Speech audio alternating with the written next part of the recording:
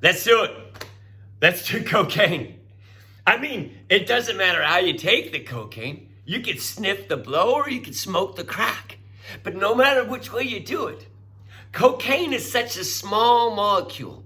It goes right through the little linings of your nose or in your esophagus. It goes right through those, right into your blood.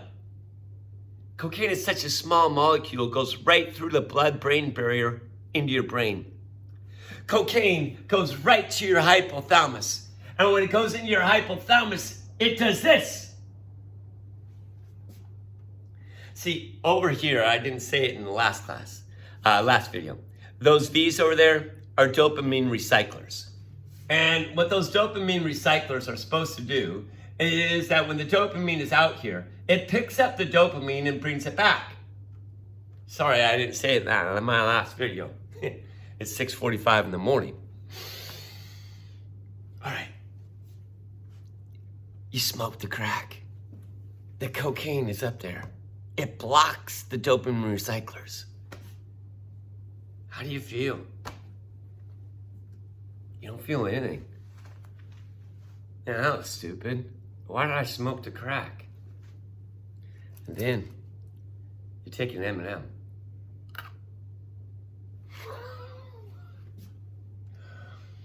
Wow! What's happening? Oh my God! The pleasure. Oh my God, I still got pleasure from my M&M. I swallowed the M&M, but I'm still getting pleasure from an M&M. That is the best M&M I've ever had in my life. It was a green one. I know it was a green one. That was a green M&M. And because the dopamine is staying here and not getting picked up, you're going to keep on getting pleasure from that one M&M. Oh my gosh. How long are you going to be getting pleasure from that one M&M? You're going to keep on getting pleasure from that one M&M as long as the dopamine stays there. And because the cocaine is blocking the dopamine recyclers, it's going to stay there for 18 hours. For 18 hours, you're going to get pleasure from that M&M. That is the best M&M I ever had in my life. Wow, that M&M is good. Other than that, does it affect your nervous system at all? No. You can drive the car perfectly fine. You can take a math test exactly the same you could if you weren't on cocaine. You'd just be happy when you do it. Oh my God, this cocaine is a wonder drug. I thought cocaine was bad. It just makes you happy for 18 hours. My goodness, this is wonderful. But your body is always trying to adapt to what's going on. And then what your body is going to start to do, it's going to go, I'm having trouble picking up dopamine. So then your body is going to start to add more dopamine recyclers. After about 18 hours, your body is able to take apart this cocaine. And now that's taken apart, then you can pick up your dopamine and you can recycle it back over here. That feeling is gone. Now that there's more dopamine recyclers, how much cocaine do you have to take next time? Shoot. You gotta take more cocaine next time. And when you take more cocaine next time and cover up all these, that means your body's going to try to adapt and add more cocaine dopamine recyclers. Your high is gone. Now you gotta take more cocaine. And now you're going to add more dopamine recyclers. Now over here, it's just going to get filled with dopamine recyclers. So then what we said, what's life like when you're not on cocaine? Before, when I wasn't on cocaine and I ate an M&M, I had 20 seconds of pleasure. But if I'm a cocaine user and I've got all these dopamine recyclers, I eat an M&M.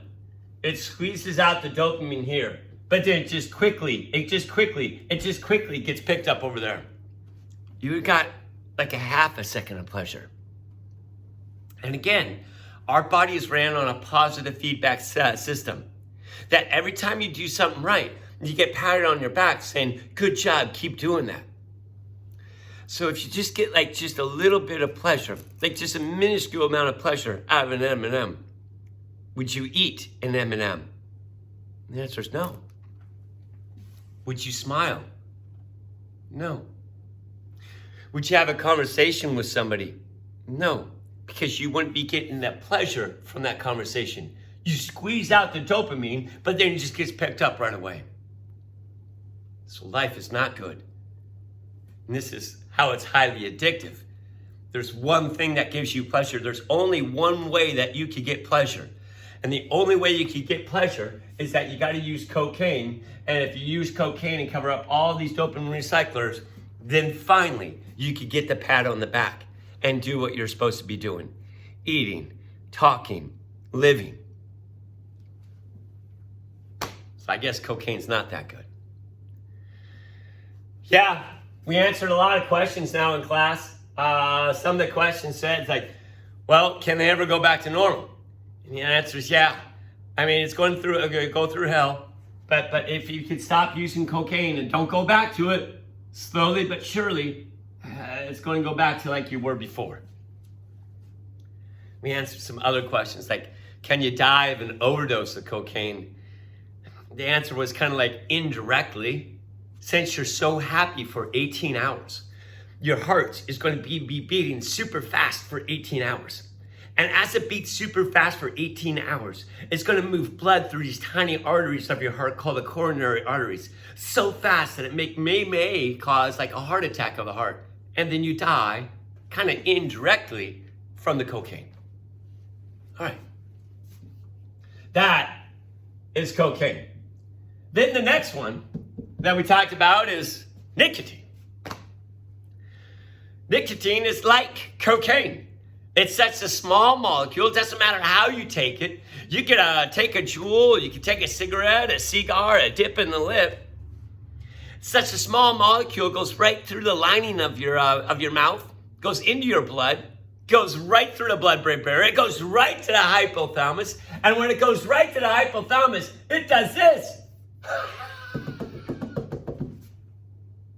It makes you dump out all of your dopamine. That's what nicotine does. It makes you squeeze out all of your dopamine. I told the class, I wish this was a good class, because if this was a good class, right now I'd open up the drawer. And in this drawer, there'd be 21 Juuls. We do a Juul lab. I give a Juul to everybody in the class. I say, all right, class, here we go. Let's take our first hit of nicotine. Never before have we ever taken nicotine, so it's all new to us. We'd do it. We'd smoke the Juul. This would happen. I'd have you write down, what are you feeling? Never before have you had so much dopamine in the synaptic cleft. You're trying to make sense of it. You would feel a tingling sensation in your brain. You almost feel like your brain's being lifted up. Some would start to feel like a little bit spinning. Some would describe this as getting buzzed. And they may even like hear a ringing in their head. Some would feel like a little bit nauseous. They're just trying to make sense of all this dopamine. Man, I wish this was a good class. We'd do that and you would experience that. But I wouldn't want to do that because then something's going to happen to your brain. Again, your body's going to realize, man, there's a lot of dopamine over here. I'm having a hard time picking it up. So, like cocaine, now your body is going to start adding more dopamine recyclers so that it can pick up this dopamine and bring it back here. I said that if this was a good class, I'd pick somebody out of the class and I'd make them a nicotine user for 2 weeks. First of all, I give them an M&M and have them eat an M&M. And I have them close their eyes and kind of tell me like how long do they get pleasure from it. It would be like 20 seconds.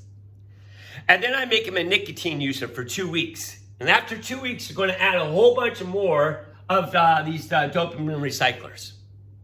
Then after 2 weeks, I give them an M&M. And we time, how long do they get pleasure from that one M&M? They'd squeeze out the dopamine. But since there's so many of these recyclers, all what's going to happen is that it's going to get picked up really quick and brought over here. So instead of getting pleasure for 20 seconds, they get pleasure for like 3 seconds. So you're going to end up getting less pleasure out of the things you do. And again, if you get less pleasure out of it, you're going to slow down doing it. A lot of nicotine users are very thin. And the reason is they don't get pleasure from eating food. So they don't do it. What about the conversations, the interactions that you have with people? You're supposed to be squeezing out dopamine and getting pleasure.